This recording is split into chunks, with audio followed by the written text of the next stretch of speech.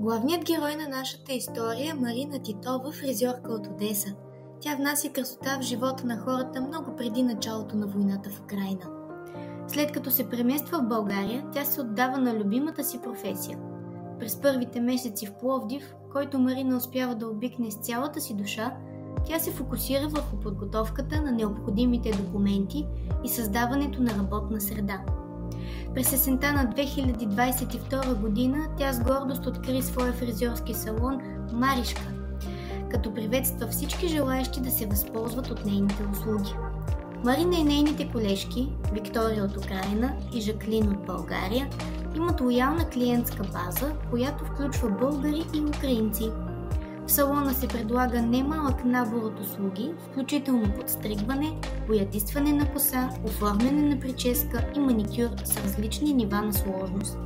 Сред техните клиенти има хора от всички възрасти и полове, включително и тинейджери. Децата с нетърпение очакват своите прически.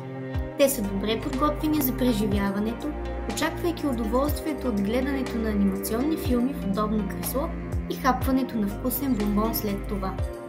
Украинско-българският екип осигурява приветлива атмосфера за всички клиенти. Пожелаваме на Марина Титова и нейните колеги много успехи в професионалното им развитие.